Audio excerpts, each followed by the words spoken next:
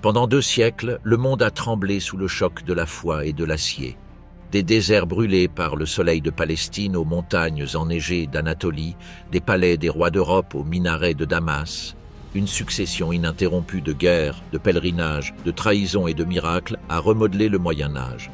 Tout commença par un simple sermon prononcé par un pape dans un coin reculé de France et s'acheva par la chute de royaumes, la naissance de légendes et la transformation de civilisations entières.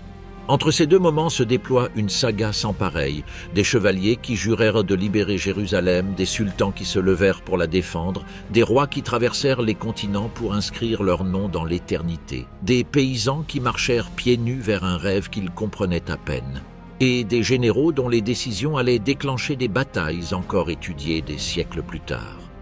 Mais au-delà de la gloire et des mythes, les croisades furent une tempête qui redessina les frontières, brisa des empires et en forgea de nouveaux.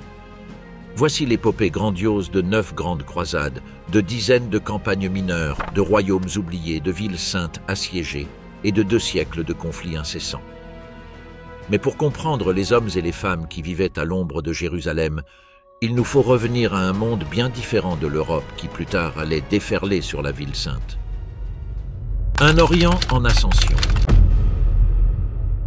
Bien avant que les épées ne brillent sous le soleil brûlant de la Terre sainte, et avant que les chevaliers ne gravent leur nom dans la poussière aux abords de Jérusalem, le monde était au bord d'une transformation que nul ne comprenait pleinement. Les croisades n'ont pas surgi de nulle part. Elles ont commencé comme une pression qui s'accumulait sous la surface de l'histoire, jusqu'à devenir incontrôlable. Pendant 2 siècles, des guerriers venus d'Occident, dans le monde latin chrétien, marchèrent vers l'Est, traversant montagnes, déserts et civilisations entières, animés par la foi, la crainte, l'espoir et l'ambition. Dans les siècles qui suivirent la chute de Rome, l'Europe occidentale était loin de l'image d'une civilisation fière et fortifiée. Elle était meurtrie, dispersée et instable, un patchwork de royaumes cherchant encore à se gouverner. De l'autre côté de la Méditerranée, la situation était tout autre. Au milieu du 7e siècle, les premiers califats islamiques déferlèrent sur le monde antique comme une tempête. En 1 siècle à peine, les armées arabes conquirent des régions dont les noms semblaient gravés dans l'histoire. La Mésopotamie, la Syrie, l'Égypte, l'Afrique du Nord et enfin l'Espagne, toutes emportées sous la bannière verte de l'islam. Ce fut un bouleversement mondial. Imaginez. Des terres qui avaient jadis abrité les plus anciennes traditions chrétiennes, y compris des villes où des évêques débattaient de théologie des siècles avant même l'existence de la France ou de l'Allemagne, se retrouvaient sous domination musulmane. L'Empire byzantin, gardien oriental de l'héritage romain, perdit presque du jour au lendemain certaines de ses provinces les plus riches. Et en Occident, aucune croisade, aucune grande contre-invasion, pas même l'ombre d'une tentative de reconquête de Jérusalem. L'Europe était tout simplement trop faible pour oser un tel rêve. Parallèlement, durant les premiers siècles de la domination islamique, les pèlerins continuaient de se rendre à Jérusalem, souvent pacifiquement. Ils s'agenouillaient dans les rues foulées par le Christ, saisis d'admiration devant la ville, même si elle appartenait à un autre empire. En 638, lorsque le califat Rachidoun prit Jérusalem, l'Occident latin réagit à peine. Comment aurait-il pu en être autrement? Le pape peinait déjà à contrôler l'Italie centrale. Les rois combattaient leurs voisins, non des empires lointains. Déclencher une guerre sainte à travers les continents était impossible, mais un événement allait tout changer. Entre les 9e et 11e siècles, l'Europe se transforma en champ de bataille. De toutes parts surgissaient des envahisseurs, les Vikings déferlant sur le nord comme le tonnerre, les Magyars arrivant de l'Est à cheval, les flottes arabes frappant les côtes italiennes, conquérant la Sicile et faisant de la Méditerranée leur domaine. Pour survivre, l'Europe dut se transformer. Les seigneurs locaux érigèrent des forteresses et les guerriers devinrent une classe professionnelle. C'est dans ce contexte d'attaques incessantes que naquit le concept de chevalier, cette élite montée et cuirassée qui dominerait plus tard les croisades. Très vite, les Vikings se convertirent et devinrent les Normands, redoutables guerriers désormais fidèles à la chrétienté latine. Les Magyars s'installèrent et devinrent les Hongrois, gardiens de la frontière chrétienne. Et dans le nord de l'Espagne, de minuscules royaumes chrétiens commencèrent à repousser l'Al-Andalus, alors sous domination musulmane. Peu à peu, l'Europe aiguisait ses armes. Au XIe siècle, l'Europe occidentale n'était plus une survivante meurtrie. Elle était une puissance montante. La population augmenta, les récoltes de céréales s'accrurent, les routes commerciales se rouvrèrent et les villes s'étendirent. Les jeunes hommes ambitieux, entraînés pour la guerre, trouvèrent moins de combats sur leurs terres. L'Église commença à entrevoir une opportunité. Des papes réformateurs comme Léon IX, Alexandre II et plus tard l'inflexible Grégoire VII commencèrent à formuler une idée radicalement nouvelle. Et si la guerre pouvait être sainte? Et si, au lieu de s'entretuer pour de vaines querelles foncières, les chevaliers avaient orienté leur violence vers les ennemis extérieurs de la chrétienté? L'Église commença à accorder des récompenses spirituelles pour les campagnes menées en Espagne et en Sicile. Les chevaliers qui jadis combattaient pour l'or pouvaient désormais se battre pour Dieu et la promesse du pardon. Tel fut le germe théologique des croisades. Puis une série de victoires électrisa l'Europe. En 1085, la grande cité musulmane de Tolède tomba aux mains des forces chrétiennes. En 1091, les chevaliers normands achevèrent la conquête de la Sicile, l'une des plus brillantes places fortes musulmanes de la Méditerranée. Ces victoires ne passèrent pas inaperçues. Des chroniqueurs musulmans comme Ibn al-Athir ont écrit plus tard que l'ascension des Francs trouvait son origine dans ces moments précis. Pour beaucoup en Occident, c'était comme si Dieu bénissait les armes chrétiennes. Pour beaucoup en Orient, c'était comme si une force nouvelle s'éveillait. Le monde était en pleine mutation. Deux civilisations étaient désormais sur le point de s'affronter.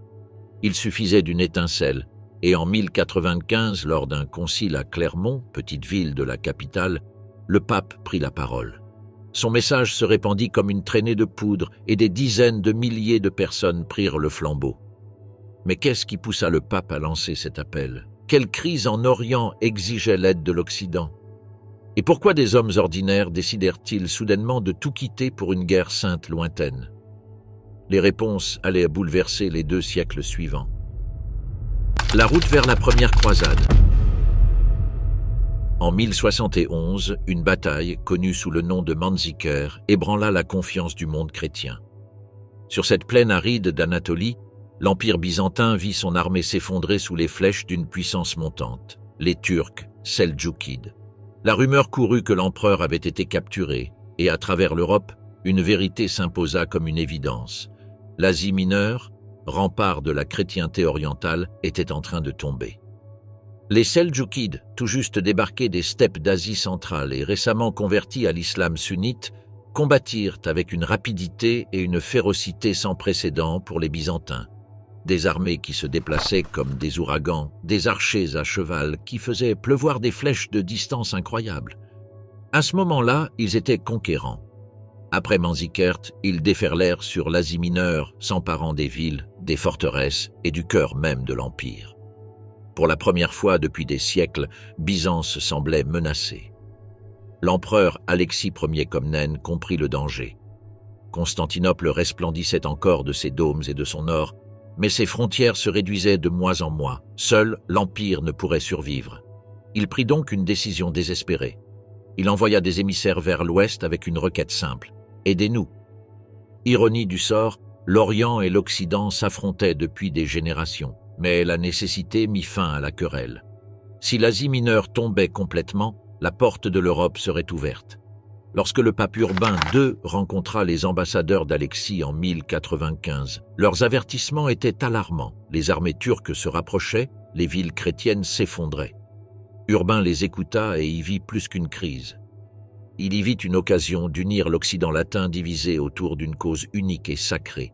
Il commença alors à élaborer un plan sans précédent. Urbain parcourut la France, s'attirant les faveurs des nobles et des évêques.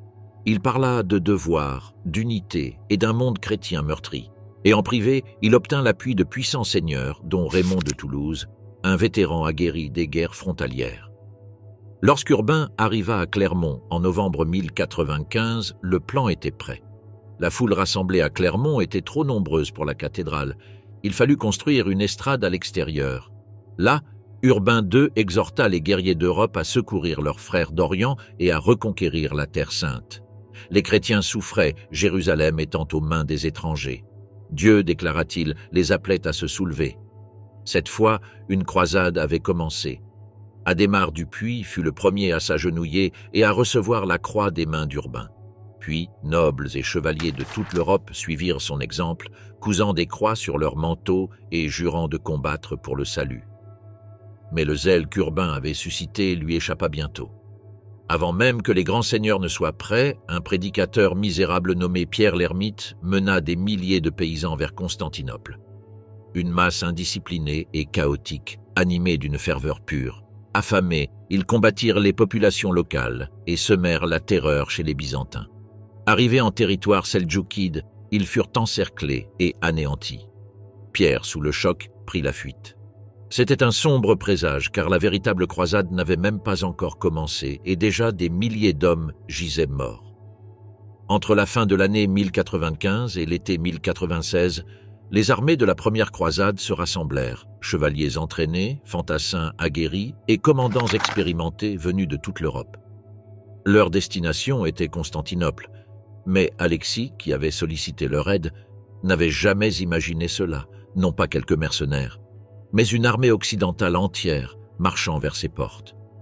Et lorsque l'Orient et l'Occident se rencontrèrent enfin, les alliances se briseront, les esprits s'échaufferont et la première croisade entamera sa périlleuse marche vers l'histoire. Tension à Constantinople. Les princes de la première croisade arrivèrent à Constantinople avec méfiance. Hugues de Vermandois, frère du roi de France, partit le premier, se vantant haut et fort de son sang royal et de sa mission divine. Mais la mer le terrassa. Une tempête brisa sa flotte le long des côtes dalmates et des patrouilles byzantines le ramenèrent à terre, à demi noyé. Son entrée triomphale fut ruinée, et l'empereur, déjà méfiant envers les seigneurs d'Occident, les considérait avec suspicion. Hugues attendit, humilié, sous le joug d'une arrestation polie, un présage de l'alliance fragile à venir. Peu après arriva Godefroy de Bouillon, grand, grave et au passé complexe. Jadis ennemi de la papauté, désormais pèlerin à Jérusalem, il marchait avec deux frères, Eustache, fiable, et Baudouin, brillant mais avide de pouvoir. Leur armée disciplinée atteignit Constantinople sans chaos, mais avec une profonde méfiance. Godefroy campa hors des murs, refusant d'entrer tant qu'il n'y serait pas contraint de négocier. Finalement, il prêta serment d'allégeance à l'empereur Alexis, mais uniquement par obligation. Puis arriva le géant que les Byzantins redoutèrent le plus, Bohémond de Tarente, un chef de guerre normand élevé dans la guerre contre l'Empire lui-même. Il prit la croix dès qu'il prit conscience de l'ampleur du mouvement des croisades. Byzance l'admirait autant qu'elle le craignait. Bohémond atteignit Constantinople au printemps 1097, rayonnant d'une ambition qu'Alexis ne put ignorer. Un à un, les princes arrivèrent. Robert de Flandre était pieux et enthousiaste, Raymond de Toulouse, riche, expérimenté et obstiné. Robert de Normandie et Étienne de Blois, noble et volontaire. Alexis exigea de tous un serment de fidélité avant de pénétrer en Anatolie. La plupart s'y soumirent, seul Raymond résista, acceptant seulement de respecter le territoire byzantin. Même l'amitié ne put combler le fossé entre l'Orient et l'Occident. Finalement, unis par la seule nécessité, les croisés franchirent le Bosphore. En mai 1097, l'armée croisée rassemblée encercla Nicée, la capitale seldjoukide à l'ouest. Le sultan Kilij Arslan se précipita pour la défendre, frappant les lignes croisées, mais Godefroy et Bohémond repoussèrent l'assaut. Comprenant que la ville était condamnée, Nicée capitula secrètement aux Byzantins. Les croisés se sentirent trahis, mais Alexis les apaisa avec de l'or et des vivres. La route vers les déserts brûlants d'Anatolie était désormais ouverte. La traversée de l'intérieur des terres fut brutale. Les Turcs incendièrent les champs, empoisonnèrent les puits et disparurent à l'horizon. Pour faciliter le ravitaillement, les croisés se divisèrent en deux colonnes. Kilij Arslan frappa le 1er juillet 1097, encerclant l'avant-garde de Bohémond à Dorilé. Des pluies de flèches pilonnèrent le camp. Des chevaliers tombèrent. Les pèlerins se terrèrent. Bohémond ordonna à ses hommes de combattre à pied, formant un cercle d'acier pour tenir la ligne. Les heures passèrent. Puis, à l'horizon, Godefroy et Raymond arrivèrent à la tête d'une charge de cavalerie qui anéantit l'armée turque. La croisade survécut, mais l'Anatolie l'avait presque anéantie. Peu après, les communautés arméniennes de l'Est réclamèrent protection. Baudouin saisit l'occasion. Par des alliances, des guerres et l'adoption controversée du souverain arménien Tauros, Baudouin s'assura le contrôle d'Édesse. Tauros fut assassiné peu après et Baudouin devint le nouveau seigneur. Le premier État croisé était né bien avant que Jérusalem ne soit en vue.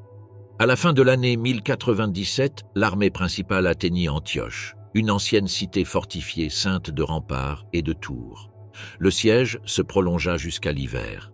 La faim grandit. Les hommes désertèrent. Même Pierre l'Ermite prit la fuite avant d'être contraint de rebrousser chemin. Bohémond à lui seul maintint l'ordre. Discrètement, il prit contact avec Firuz, un garde arménien amer envers ses supérieurs turcs. Mais avant que Bohémond ne puisse agir, la nouvelle parvint. Kerboga de Mossoul, l'un des plus grands chefs musulmans de l'époque, marchait pour sauver Antioche. La panique s'empara du camp croisé. Un prince, Étienne de Blois, prit la fuite, abandonnant la cause. Alors que tout espoir s'amenuisait, Bohémond entra au conseil avec un plan. Si l'un d'eux pouvait s'emparer d'Antioche par la ruse ou par la force, qu'il la revendique. Raymond s'y opposa, insistant sur le fait que la ville appartenait à Byzance.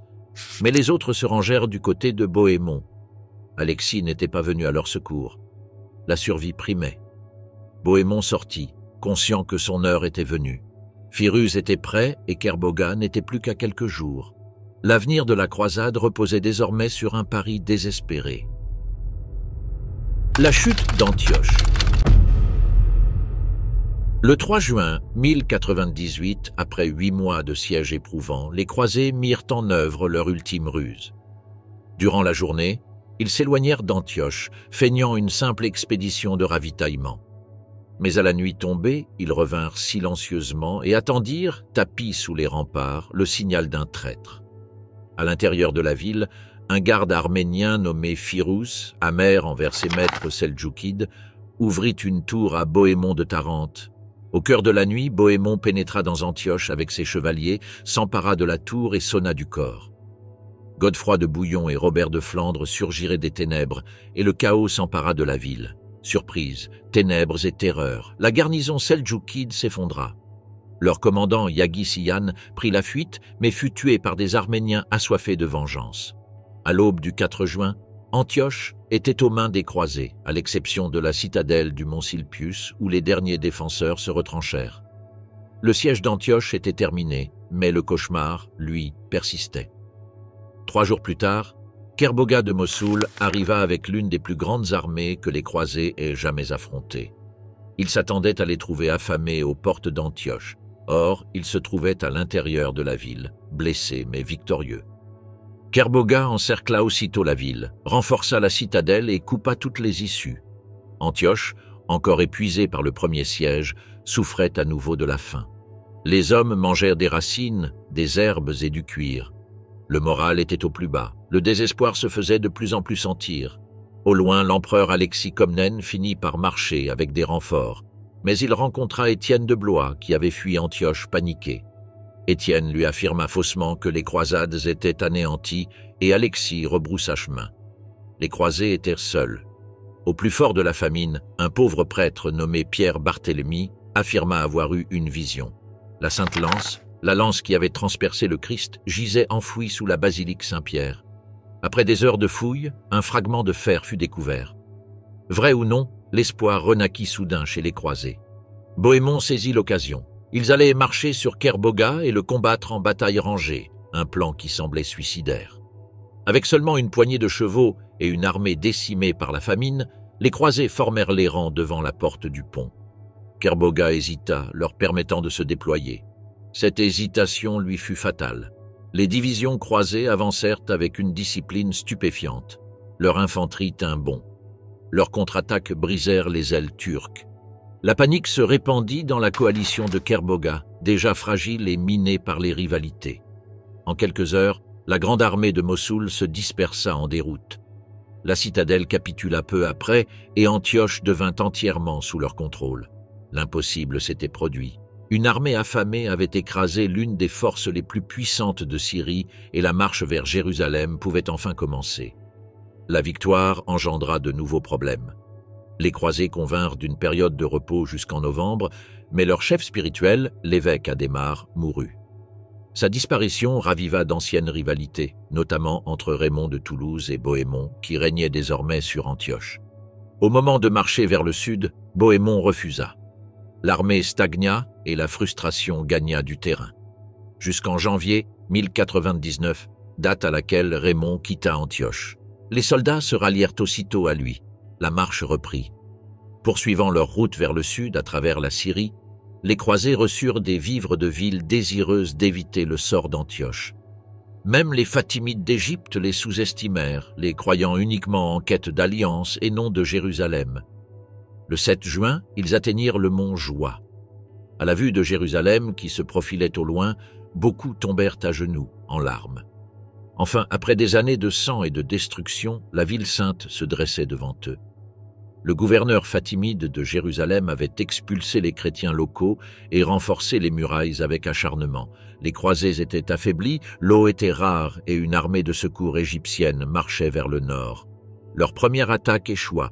Il manquait de bois pour les tours et les échelles, jusqu'à l'arrivée de navires à Jaffa, chargés d'outils et de bois. La flotte fut démantelée et reconstruite en machines de siège. Alors que le temps pressait, les croisés firent le tour de la ville pieds nus, implorant l'aide des forces de l'ordre. Les défenseurs les raillaient du haut des remparts, mais l'assaut final était imminent.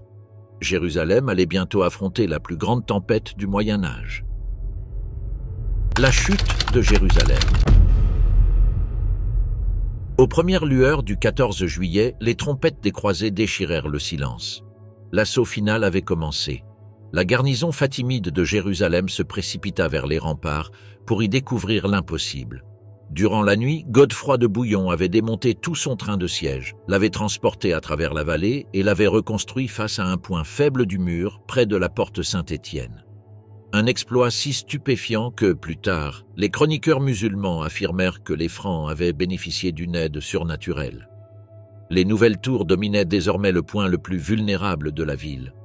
Toute la journée, les deux camps s'affrontèrent à coups de flèches, de pierres et d'huile bouillante, mais Jérusalem tint bon. La véritable percée eut lieu à l'aube du 15 juillet. Au lever du soleil, la tour de Godefroy s'écrasa contre le mur. Deux chevaliers, Ludolphe et Engelbert, bondirent sur les remparts, y creusant une brèche, suivie de Godefroy. Lorsque la porte de la colonne s'effondra, Godefroy ordonna de l'ouvrir pour laisser passer l'armée croisée. La résistance fatimide s'est effondrée en combats de rues sporadiques. Certains habitants périrent dans le chaos. Beaucoup d'autres furent expulsés ou rachetés, contrairement aux légendes exagérées de massacres totaux qui ont suivi. Tancrède s'empara du mont du Temple, tandis que le gouverneur fatimide céda la tour de David aux conditions négociées par Raymond de Toulouse. Après des années de famine, de maladies, de traversées du désert et de quasi-destruction, les croisés avaient accompli l'impossible. Jérusalem était à eux. Des guerriers ayant survécu à 2 continents pleuraient à présent à genoux devant le Saint-Sépulcre. Mais leur victoire était fragile. Une immense armée égyptienne marchait vers le nord. Le 22 juillet, Godefroy fut nommé « défenseur du Saint-Sépulcre », un titre qui évitait délibérément toute prétention à la royauté dans la ville du Christ. La célébration fut brève. Tancrède apporta une nouvelle urgente. Le vizir fatimide rassemblait une immense armée près d'Ashkelon. Les croisés marchèrent aussitôt vers le sud. Le clergé veilla toute la nuit au Saint-Sépulcre, priant sur la vraie croix tandis que le moral des troupes remontait en flèche. Le 12 août, l'armée latine frappa sans prévenir. Les Fatimides, serrés les uns contre les autres et dépourvus d'archers montés à la turque, furent des cibles idéales pour la charge de la cavalerie franque. Lorsque les chevaliers baissèrent leurs lances, le front égyptien s'effondra instantanément. La bataille fut rapide et décisive. Le camp fatimide tomba intact aux mains des croisés. Ashkelon demeura invaincu uniquement parce que les négociations échouèrent et non parce que la ville résista. Le message était clair. Jérusalem était sauvée et la première croisade avait triomphé. La plupart des croisés rentrèrent alors chez eux, ne laissant derrière eux que 300 chevaliers pour défendre le nouveau royaume. Au nord, Bohémond consolida Antioche tandis que Baudouin renforçait Édesse. Cet hiver-là, ils se rendirent à Jérusalem pour célébrer Noël avec Godefroy. D'autres grands seigneurs, tels que Raymond, Robert de Normandie et Robert de Flandre, retournèrent à Constantinople, où l'empereur Alexis les accueillit avec les honneurs. Raymond y fonda plus tard le comté de Tripoli, complétant ainsi la carte des États croisés. À travers l'Europe, la nouvelle de la prise de Jérusalem se répandit comme une traînée de poudre. Les cloches sonnèrent, les monarques célébrèrent l'événement et de nouvelles vagues de pèlerins affluèrent vers l'Est. Une nouvelle croyance s'implanta en Occident. La croisade était un devoir sacré, mais les victoires engendraient de futurs ennemis. Et en Orient, un homme commençait déjà à se faire entendre. En 1143, le roi Foulque de Jérusalem mourut accidentellement à la chasse, laissant la reine Mélisande et son jeune fils Baudouin III régner. Leur chagrin fut immense. Mais à Alep et à Mossoul, Imad ad-Din Zengi entrevit une opportunité. Zengi était un paradoxe, admiré des guerriers turcs, haï par nombre de Syriens, craint de tous. Les chroniqueurs l'accusaient de cruauté et de parjure, mais pour l'élite militaire turque, il était le chef capable d'unir l'islam contre les États croisés divisés. Alors qu'Antioche et Édesse étaient en conflit et que Jérusalem était gouvernée par un enfant, son heure était venue. Lorsque l'armée de Zengi atteignit Édesse, le comte Jocelyn II était absent et les défenses étaient faibles. Les murailles étaient imposantes, les tours nombreuses, mais la garnison était réduite et divisée. Zengi attaqua sans relâche. Les catapultes pilonnèrent les murailles, les mineurs creusèrent des tunnels, et lorsqu'une grande partie de la muraille s'effondra, ses troupes s'y engouffrèrent. L'assaut fut d'une brutalité extrême, comme en témoignent les chroniqueurs chrétiens qui relatent des massacres. Les sources musulmanes décrivent des pillages effrénés. Des milliers périrent dans la bousculade vers la citadelle. Soudain, Zengi mit fin au carnage, car il avait besoin des Arméniens et des Grecs locaux pour défendre la ville. Édesse, le plus ancien État croisé, était tombé et le choc ébranla l'Europe jusqu'en ses fondements. La chute d'Édesse sema la terreur parmi les derniers États croisés, puis dans toute l'Europe. Si Édesse pouvait tomber, Antioche et Jérusalem seraient les prochaines. Le 1er décembre 1145, le pape Eugène III publia l'encyclique Quantum Praedecessores, appelant les chrétiens à reprendre la croix. Mais la croisade commencerait par une voie.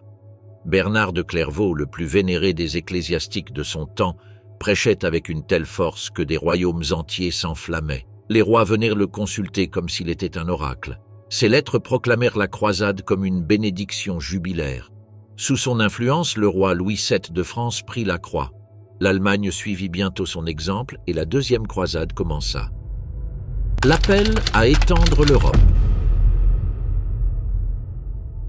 Le matin froid du 31 mars 1147, un silence s'abattit sur les champs aux abords d'une petite ville française. Nobles, paysans et soldats se pressaient les uns contre les autres, attendant le moine qu'ils croyaient capable d'invoquer le ciel lui-même. Bernard de Clairvaux monta sur une simple estrade de bois. Rien dans sa robe sobre ne laissait deviner sa puissance. Pourtant, la foule se pencha vers lui comme irrésistiblement attirée. On aurait dit Clermont renaissant, un autre moment où une seule voix pouvait embraser le monde. Le roi Louis VII se tenait au milieu de l'assemblée, ses nobles resplendissant dans leurs cottes de mailles. La France avait besoin d'une direction et c'est pour cela qu'elle était venue. Bernard évoqua la chute d'Édesse, le danger qui se profilait à l'Est, la chrétienté blessée et en attente de champion. Puis vint le moment fatidique. Bernard leva les croix rouges et Louis s'avança le premier, stupéfiant la foule en s'agenouillant. Bernard déposa la croix dans les mains du roi et Louis l'épingla à son manteau. Les plus grands seigneurs de France suivirent, promettant terre, richesse et leur propre sang. Bernard se retrouva bientôt à court de croix, alors il déchira des morceaux de sa propre robe pour en fabriquer d'autres. Même la reine Aliénor d'Aquitaine s'engagea.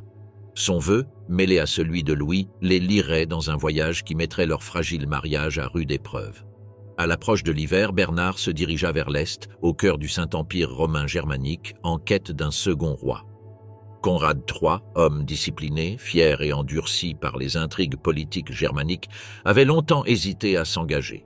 Conrad baissa la tête et pleura devant ses nobles tandis que Bernard lui remettait la croix. 2 rois étaient désormais engagés, 2 armées se préparaient à marcher. La deuxième croisade avait véritablement commencé. Mais le mouvement ne cessait de s'étendre. En mars 1147, des nobles saxons soumirent à Bernard une nouvelle proposition. Une croisade non pas contre Jérusalem, mais contre les Wends païens, au-delà de l'Elbe. Ils pillaient les terres chrétiennes, incendiaient les villages et emmenaient des captifs. N'étaient-ils pas, eux aussi, des ennemis de Dieu? Bernard accepta, pressant le pape d'autoriser une campagne dans le nord. Il ajouta une condition rigoureuse, pas de paix tant que les Wends ne seraient pas convertis. Ainsi naquirent les croisades du Nord, nouveau théâtre de guerre sainte, plus sombre et plus intransigeante que tout ce qui l'avait précédé. Et pourtant la croisade ne cessa de prendre de l'ampleur. En Ibérie, les rois de Léon Castille et du Portugal demandèrent la reconnaissance de leur croisade contre les Maures. Rome y consentit. Un troisième front s'ouvrit sur les plaines arides de Al-Andalus. Le salut pouvait désormais être conquis dans 3 directions. À l'est vers Jérusalem, au nord contre les Wends ou au sud en Ibérie. Ce qui avait commencé comme une simple mission était devenu la plus grande croisade sur plusieurs fronts de l'histoire médiévale. Mais la véritable épreuve se déroulait au-delà de l'Europe. À l'est, un meurtre venait de faire tomber le plus redoutable chef de guerre musulman de l'époque. Zengi était mort et tout allait basculer. Début 1147, l'évêque Anselme de Havelberg arriva à la frontière nord, porteur de l'autorité papale pour unir Germains, Danois et Saxons en vue d'une croisade contre les Wends païens. Magdebourg fut choisi comme point de ralliement pour le 29 juin, mais les croisés ne s'y rassemblèrent jamais. Les Wendes frappèrent les premiers après que le prince Niclot des Obodrites eut lancé une attaque préventive soudaine, incendiant la jeune agglomération de Lübeck et ravageant des villages flamands et frisons. Au lieu de briser la détermination des chrétiens, l'attaque la renforça. Ce qui était auparavant politique prit alors des allures de guerre sainte. Une coalition inédite se forma entre les rois Knut V et Sven III de Danemark, l'archevêque Adalbert de Brême, le duc Henri le Lion et une multitude de seigneurs saxons et d'évêques guerriers. À la mi-juillet, Adalbert et Henri marchèrent sur les terres abodrites et assiégèrent d'Aubin, la nouvelle forteresse de Niclot. Une flotte danoise arriva pour porter le coup fatal, mais Niclot était prêt. Les marais et les lacs de d'Aubin la rendaient quasiment imprenable. Voyant les croisés dispersés, Niclot envoya des alliés rugois tendre une embuscade à la flotte danoise, tandis que ses propres guerriers sortaient de la forteresse. Les Danois furent acculés et écrasés avant que les Saxons ne puissent les atteindre. Humiliés, les rois danois quittèrent la croisade et la coalition faillit s'effondrer. Les Germains poursuivirent donc seuls leur avancée. Les Saxons encerclèrent d'Aubin, mais le siège s'enlisa. Leurs troupes pillèrent la campagne, provoquant la colère de leurs propres nobles qui réclamaient des revenus, non la dévastation. La demande de conversion forcée de Bernard entra en conflit avec les objectifs politiques des Saxons. Après des semaines d'impasse, les 2 camps optèrent pour le pragmatisme. Les défenseurs de d'Aubin acceptèrent le baptême, libérèrent les captifs danois et Niclot accepta de payer un tribut. Ce fut une victoire à la Pyrrhus. Niclot demeura puissant, son peuple continua de pratiquer le paganisme et ses razzias d'esclaves se poursuivirent. En août, l'évêque Anselme arriva avec une armée plus importante composée de seigneurs des Marches, d'évêques et de troupes impériales. Ils avancèrent de près de 160 km vers la Baltique, en direction de Rügen. Les sites païens le long de la rivière Pine tombèrent, mais à Demmin, les Wends opposèrent une résistance acharnée. Nouvelle impasse. Se dirigeant vers Stettin, les croisés trouvèrent la ville déjà christianisée. Gênés et incertains, ils se retirèrent à nouveau. La croisade Wend, lancée avec d'immenses espoirs, ne produisit que peu de choses que Bernard avait imaginées. Des terres furent conquises, des tribus perçues, des esclaves affranchis, mais le rêve de conversion massive échoua. Elle créa néanmoins un précédent.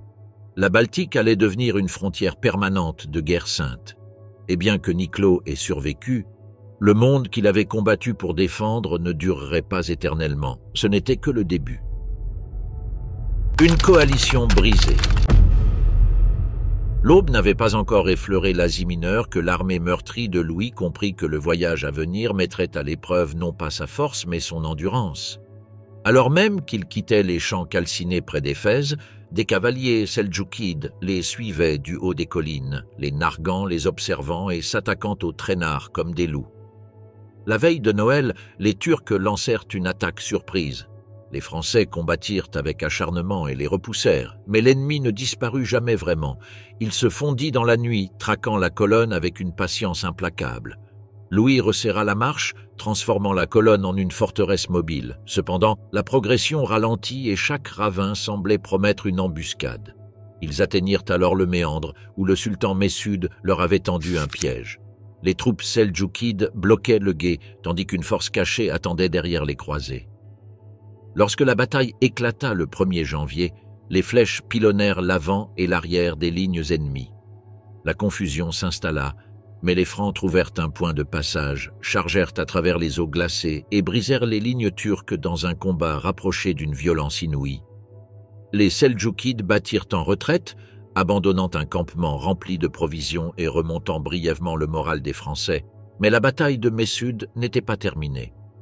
Le mont Cadmus se dressait devant eux. La montée était étroite et périlleuse, et le soutien byzantin y était incertain. Louis s'efforça de maintenir un ordre de marche strict, mais le 8 janvier, Joffé de Rançon mena l'avant-garde trop loin, étirant ainsi l'armée le long de la montagne. Messoud frappa aussitôt. Des cavaliers turcs s'emparèrent de la crête et firent pleuvoir des flèches sur le convoi de bagages exposés. Des animaux tombèrent des falaises. La panique s'empara du centre de la colonne. Louis, averti par son aumônier, chargea droit dans le chaos avec sa seule garde personnelle. Le passage était trop étroit pour la cavalerie, et ses compagnons périrent autour de lui tandis qu'il avançait en combattant. Acculé contre la montagne, Louis grimpa sur un rebord rocheux et le défendit avec des coups frénétiques et déterminés, abattant les assaillants jusqu'à ce que les Turcs, ne sachant plus qui il était, se mettent à piller. À la nuit tombée, le roi avait rejoint les survivants dispersés. En contrebas, la montagne était jonchée de débris et de cadavres. L'armée était encore en vie, mais anéantie. La victoire de Messoud au mont Cadmus était totale, égalant son triomphe précédent sur les Germains à Dorilé. Et le long chemin vers la Terre Sainte n'était pas encore terminé. Les survivants de la seconde croisade regagnèrent Jérusalem dans un silence pesant. Plus personne ne parlait de victoire. La grande coalition qui, jadis, avait suivi rois et miracles, se désagrégeait.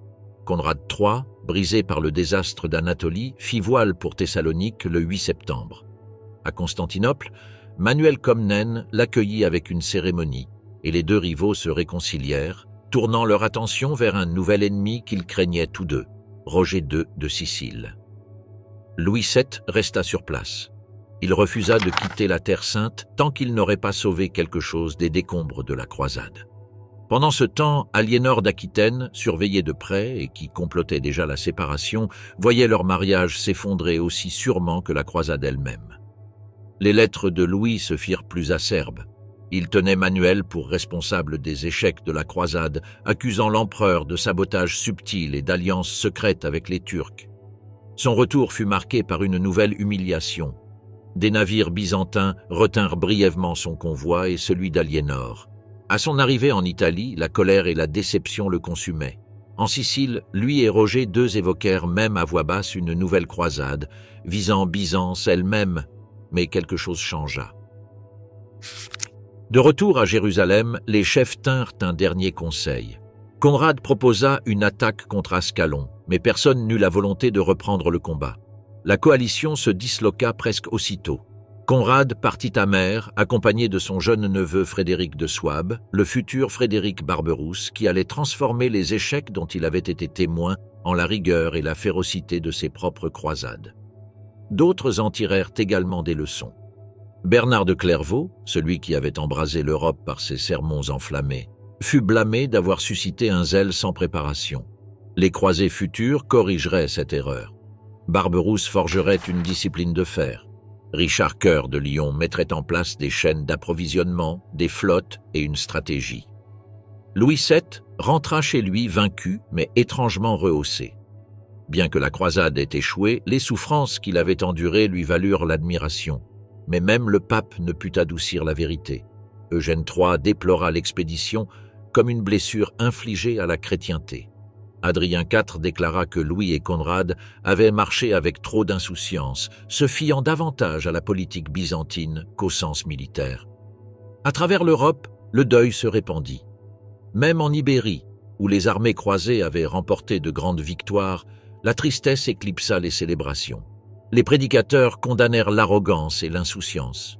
Les chroniqueurs se demandèrent si l'époque de Godefroy et de Raymond était définitivement révolue. Et pourtant, la Terre sainte ne s'effondra pas. Malgré la perte d'Édesse, le royaume de Jérusalem tint bon. Ascalon tomba en 1153. De nouvelles forteresses furent érigées. Les Templiers et les Hospitaliers étendirent leur influence. En 1170, Outre-mer était plus puissant et plus riche qu'il ne l'avait été depuis des décennies. La deuxième croisade s'acheva par une humiliation, mais ces leçons façonnèrent l'avenir. La guerre sainte exigerait désormais discipline, unité, logistique et stratégie. Et c'est de ces leçons que naîtrait la prochaine grande génération de croisés. La troisième croisade. Nous étions en 1187, une année qui suscitait la crainte dans tous les monastères. Une année dont l'héritage se perpétuerait à travers les églises, les marchés, les cours royales et les champs de bataille pour des générations. À Hattin, Saladin anéantit l'armée croisée du royaume de Jérusalem. Quelques jours plus tard, Jérusalem tomba aux mains des musulmans. Le pape Grégoire VIII réagit par un document empreint de tristesse et d'urgence, l'Audita Tremandi, un appel à tous les chrétiens à s'unir pour reconquérir la ville sainte. Les rois rivaux déposèrent les armes et leurs ennemis les accueillirent. Une nouvelle croisade avait commencé. Une croisade qui allait faire naître les plus grands guerriers du Moyen-Âge, Richard Cœur de Lion, Philippe Auguste et Frédéric Barberousse, l'empereur de fer dont la marche éclipserait tous ceux qui l'attendraient. Frédéric Barberousse jura de ne pas répéter les erreurs du passé. L'empereur prépara son armée avec méticulosité, inculquant la discipline à tous les grades. Dans son camp, l'ivresse coûtait une main et le vol, la vie. La piété était imposée avec autant de rigueur que la discipline militaire. Il ne s'agissait ni de la croisade passionnée de Louis, ni de la marche désorganisée de Conrad. C'était une machine bien huilée. Frédéric dépêcha des émissaires à travers l'Europe et le Moyen-Orient. Il assura le passage en toute sécurité lorsque cela était possible et recourut à l'intimidation lorsque nécessaire. Isaac II Angelos promit son amitié, mais trembla à la vue d'une armée allemande plus nombreuse que tout ce que son empire pouvait aligner. En secret, il conclut un pacte avec Saladin lui-même, s'engageant à entraver les Allemands en toutes circonstances. Le sultan d'Iconium accepta la paix et un sauf-conduit, bien que personne ne lui fît entièrement confiance. Une fois la route ouverte, Barberousse quitta Ratisbonne le 11 mai 1189. Derrière lui marchait la plus grande armée de l'histoire des croisades. Des dizaines de milliers d'hommes, bannières flottant au vent au-dessus de chevaliers en armure étincelante, prêtres psalmodiant sous des croix dorées. Dans les villes d'Allemagne, la foule se massait le long des routes pour les acclamer, tandis que des mères pleuraient et que des vieillards se signaient.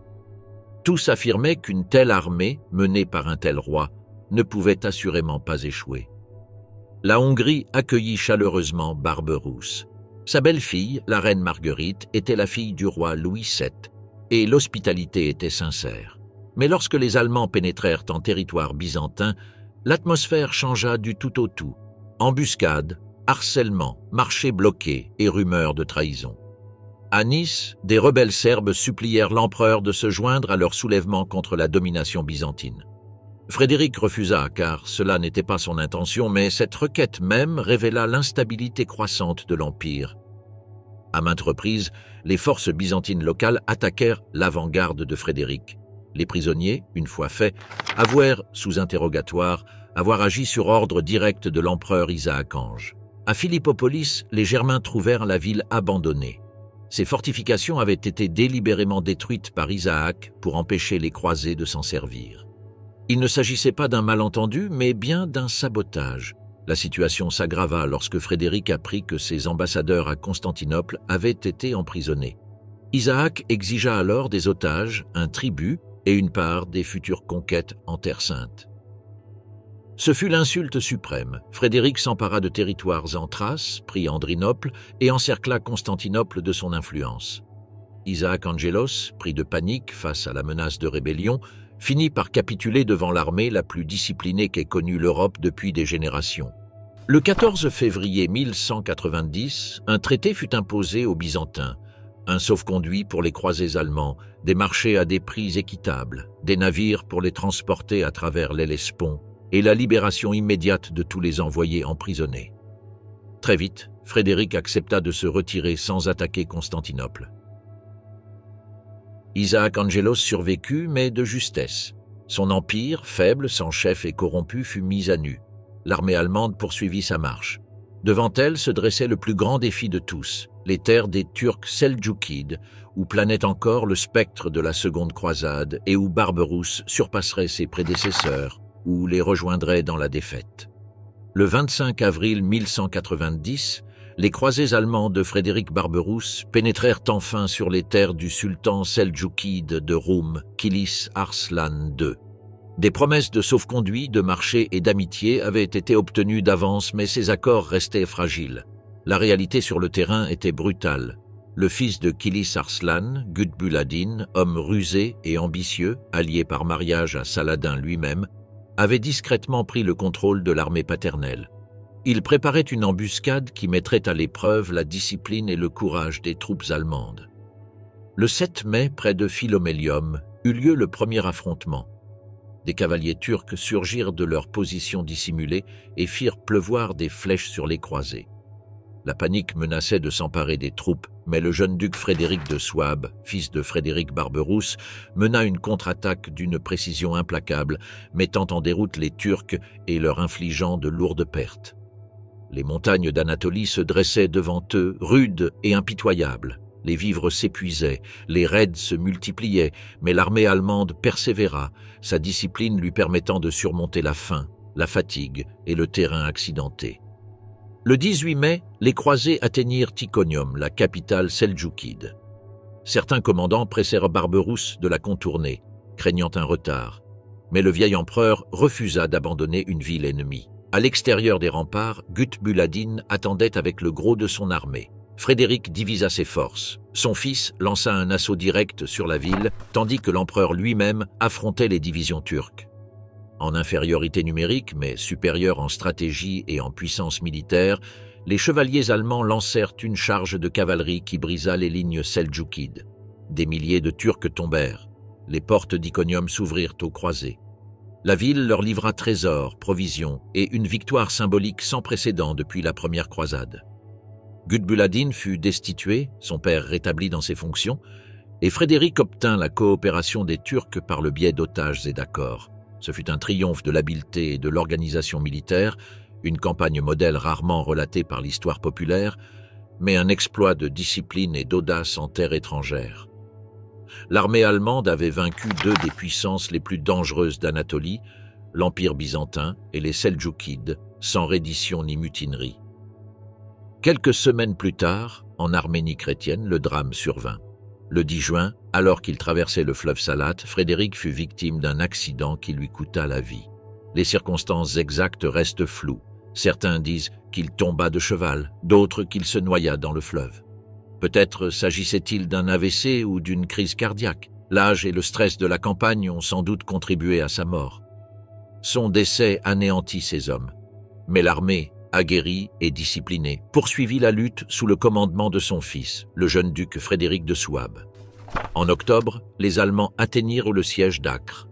La maladie, et non les combats, allait faire de nombreuses victimes. Pourtant, un noyau de 700 chevaliers subsistait, et la vision stratégique de Frédéric II se perpétuait dans leurs efforts.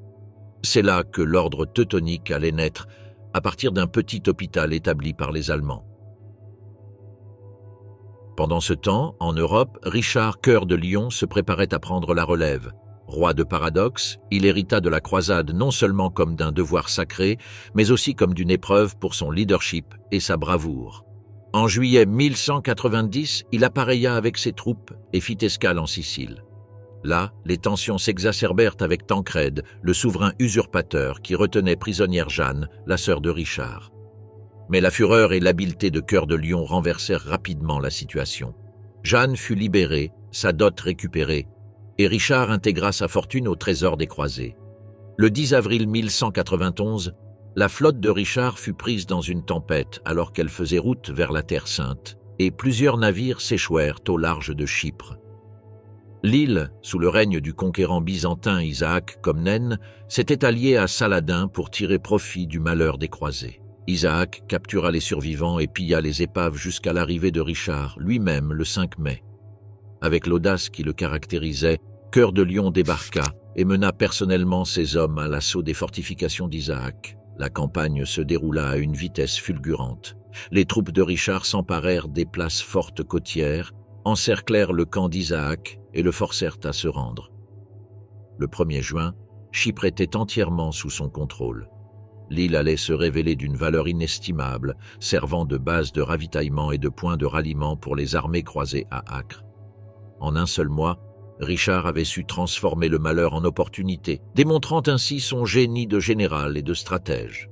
Le 8 juin 1191, Richard arriva à Acre et rejoignit un siège qui durait depuis près de 2 ans. Les troupes de Saladin encerclèrent les croisés, mais l'arrivée de Richard apporta un nouvel espoir. Grâce à des vivres frais, des renforts et son commandement, l'armée chrétienne reprit l'assaut. Les catapultes lancèrent des pierres, les arbalètes décochaient des carreaux mortels et Richard supervisait personnellement les opérations, malgré sa convalescence. Le 4 juillet, Saladin lança une contre-attaque désespérée, mais les chrétiens tinrent bon. Le siège prit fin le 12 juillet lorsque Acre capitula. Les conditions étaient dures mais pragmatiques. 1500 prisonniers chrétiens, 200 000 dinars et la relique de la vraie croix. Richard et Philippe II entrèrent triomphalement dans la ville, hissant leurs bannières et restaurant Acre comme place forte chrétienne. Cependant, la victoire engendra de nouveaux défis. La succession à Jérusalem nécessitait un arbitrage. Les 2 prétendants, Guy de Lusignan et Conrad de Montferrat, se soumirent au jugement des 2 rois. Un compromis fut trouvé. Guy régnerait jusqu'à sa mort, puis transmettrait la couronne à Conrad ou à ses héritiers. C'était une solution pragmatique qui stabilisa la position des croisés en Terre Sainte. Philippe II, toujours aussi intrigant, partit bientôt pour la France, abandonnant la croisade malgré ses serments solennels. Richard, conscient des ambitions de son rival, laissa sur place des capitaines de confiance pour contrer les machinations de Philippe, s'assurant ainsi que les troubles politiques en Europe n'anéantissent pas les gains durement acquis en Terre Sainte. Le décor était planté pour les affrontements titanesques et finaux de la 3e croisade. Richard Cœur de Lion, aguerri par la diplomatie et les batailles, allait affronter Saladin, le sultan qui avait ravagé une grande partie de l'Orient chrétien. Le sort de Jérusalem elle-même était en jeu, tandis que 2 chefs légendaires s'apprêtaient à s'affronter à travers déserts, montagnes et cités antiques. Le règlement de compte de Saladin. Le départ de Philippe fut un véritable coup de tonnerre. Les troupes françaises, épuisées par des années passées en Terre Sainte, se retrouvèrent sans chef, le moral au plus bas. Richard Cœur de Lion, conscient de la fragilité de la situation, débloqua rapidement des fonds pour soutenir les soldats restants. Le poids du commandement reposait désormais entièrement sur ses épaules, un fardeau que le fougueux roi d'Angleterre porta longtemps. Déterminé à consolider ses acquis durement obtenus, Richard envoya des émissaires à Saladin, exigeant le respect des conditions convenues pour la reddition d'Acre. Le sultan répondit poliment, promettant de se conformer à la décision, mais insista pour que la rançon et les prisonniers soient versés par tranches. Richard, toujours patient mais prudent, y consentit. Un calendrier fut établi. Un échange prudent et progressif destiné à garantir l'équité. Pourtant, à mesure que les échéances s'écoulaient, un schéma sinistre se dessinait. Saladin temporisait, excusait et manœuvrait, prolongeant chaque jour l'agonie des prisonniers chrétiens. Richard comprit rapidement la stratégie du sultan. Saladin cherchait à épuiser l'armée croisée, à discréditer Cœur de Lion et à maintenir les chrétiens dans un état de négociation perpétuelle. Tandis que Richard était obsédé par la vie de ses hommes, Saladin les traitait comme des pions, des instruments pour ralentir l'ennemi plutôt que comme des soldats dignes d'honneur. La patience de Richard avait des limites. Après un dernier refus, il prit une décision qui allait marquer le champ de bataille et l'histoire.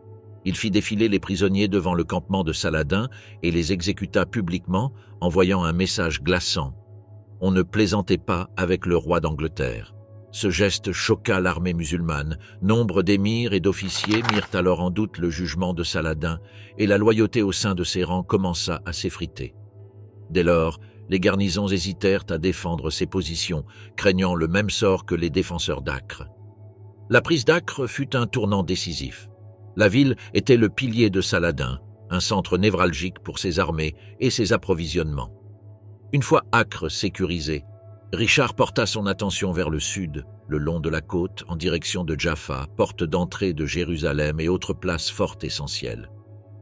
Saladin, pressentant la menace, rassembla ses forces, déterminé à bloquer l'avancée de Cœur de Lion. Mais Richard, fin stratège, utilisa la Méditerranée elle-même comme un bouclier.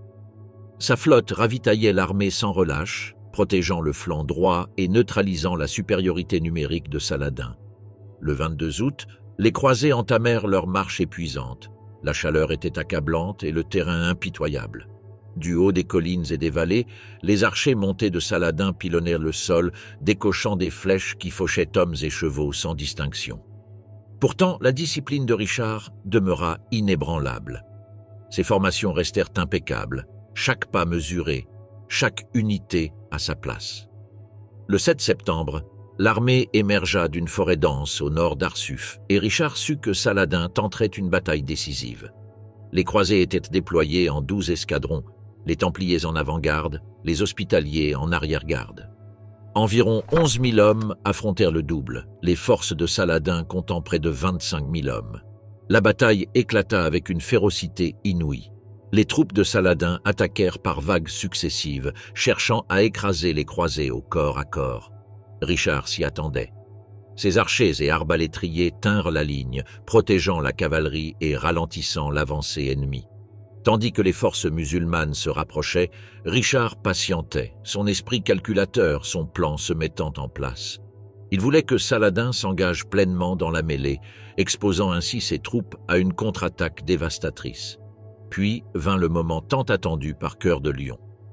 Au signal de ses trompettes, la cavalerie croisée chargea à l'unisson. La charge déferla sur la plaine, tel un raz-de-marée de chevaliers en armure.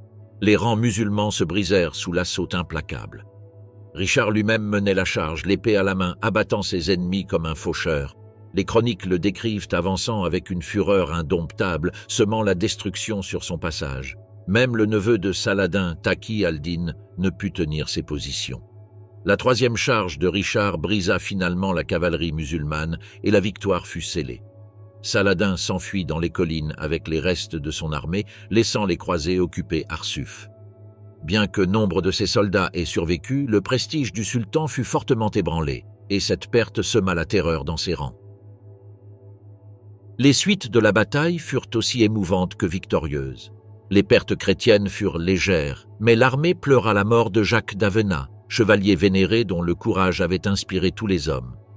Les Templiers et les Hospitaliers transportèrent sa dépouille avec respect jusqu'à Arsuf, où Richard officia en personne lors des funérailles.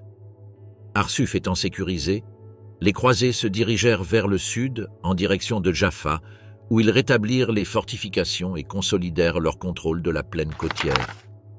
La stratégie de Richard se précisait: sécuriser les lignes de ravitaillement, fortifier les positions clés et asseoir sa domination sur la région, jetant ainsi les bases de futures opérations contre Saladin. Malgré la victoire, des défis politiques se profilaient à l'horizon. Les Français, menés par Hugues de Bourgogne, réclamaient une attaque immédiate sur Jérusalem. Richard s'y opposa, sachant que la ville était située loin à l'intérieur des terres, lourdement défendue et logistiquement inaccessible sans le contrôle du territoire environnant. Il préconisa plutôt une offensive sur Ashkelon, porte d'entrée du pouvoir de Saladin en Égypte. De cette place forte, il pourrait perturber les lignes de ravitaillement du sultan, affaiblir les défenses de Jérusalem et consolider ses possessions chrétiennes. Le débat fit rage, reflétant le caractère conflictuel de la politique des croisades. Finalement, les croisés se divisèrent. Les Français retournèrent à Acre, refusant de suivre le plan de Richard, tandis que ce dernier, avec ses fidèles, s'empara d'Ashkelon et l'utilisa comme base pour harceler les convois de Saladin. La clairvoyance de Cœur de Lion s'avéra juste. Le contrôle d'Ashkelon paralysa les lignes de ravitaillement du sultan depuis le Caire, renforçant ainsi l'emprise des croisés sur la côte.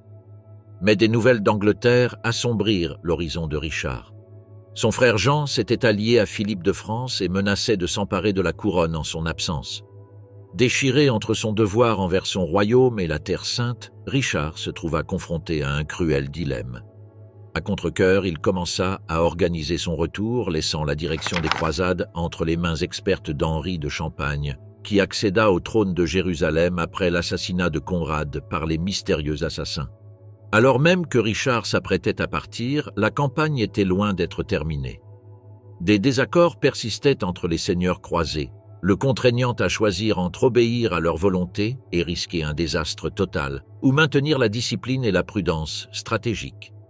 À maintes reprises, il les déjoua par son génie tactique, insistant pour sécuriser les places fortes côtières avant de tenter de prendre Jérusalem. Saladin, quant à lui, exploita chaque division, fortifiant ses positions et se préparant à la prochaine confrontation. À l'été 1192, la troisième croisade s'enlisait dans une impasse tendue. Richard avait reconquis une grande partie de la côte palestinienne, mais Jérusalem restait sous le contrôle de Saladin.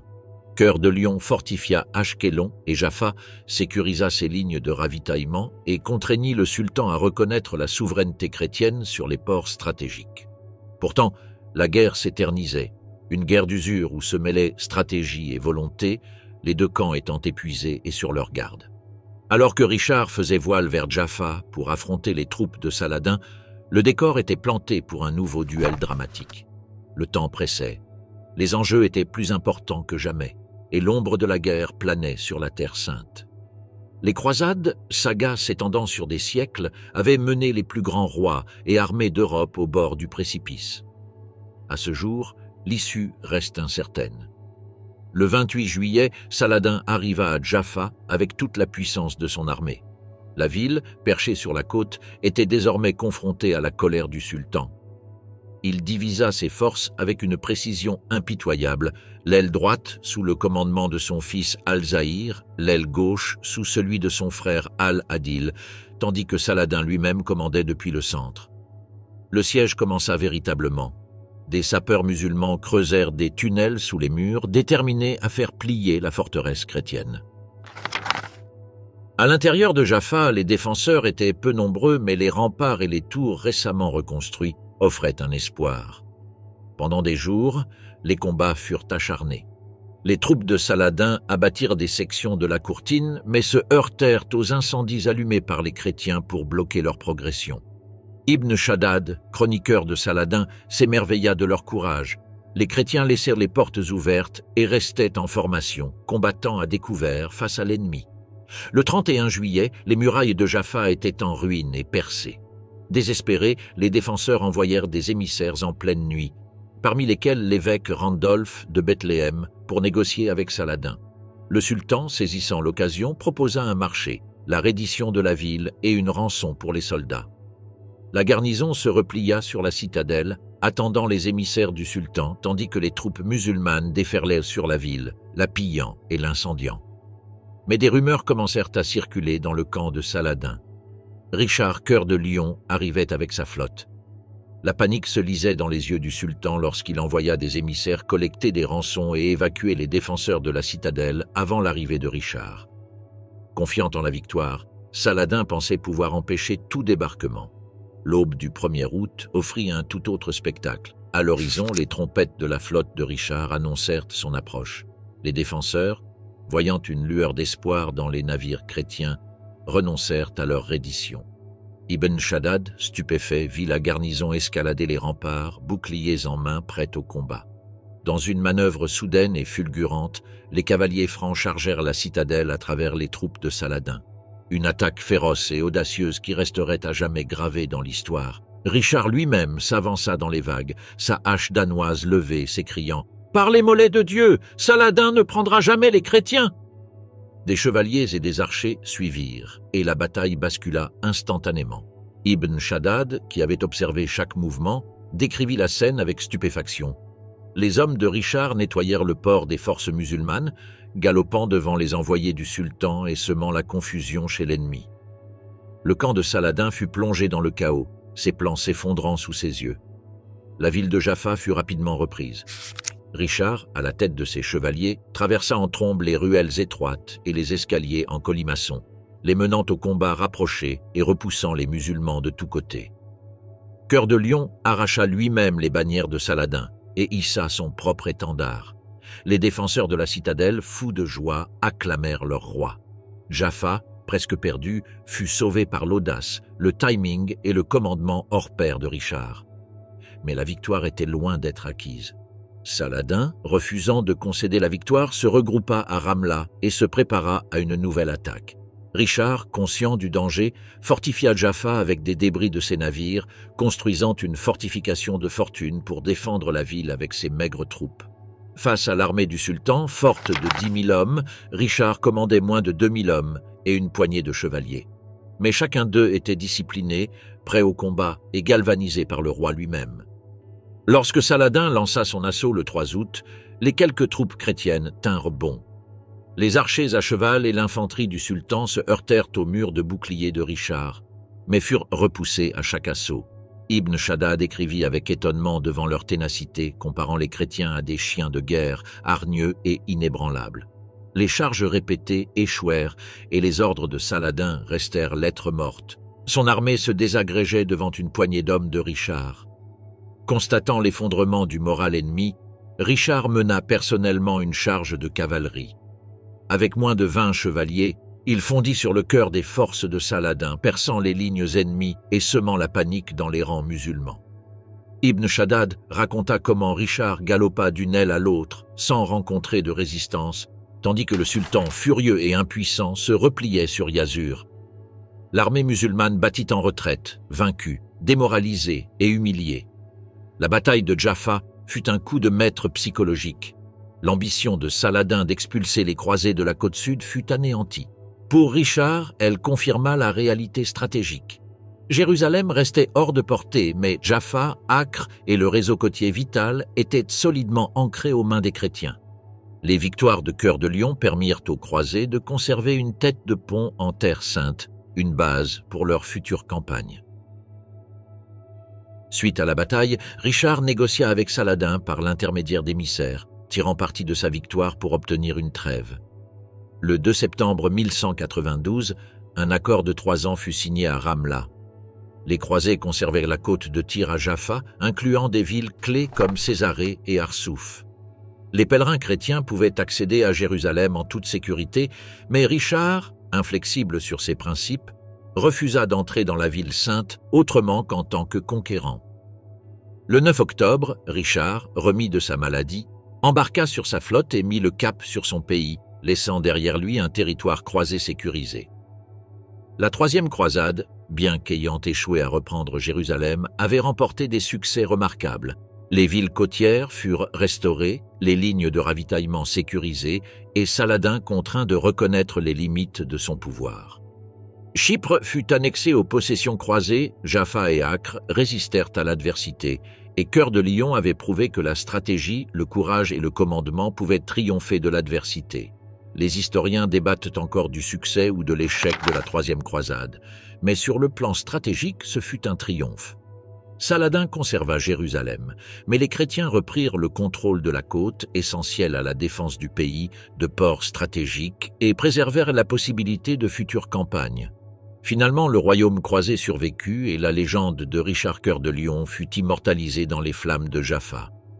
La troisième croisade s'acheva sur un constat bien plus rare, un équilibre fragile et précaire entre deux géants qui s'étaient affrontés jusqu'à l'épuisement. Richard était arrivé en Terre Sainte en roi à l'énergie débordante et à la détermination encore vierge.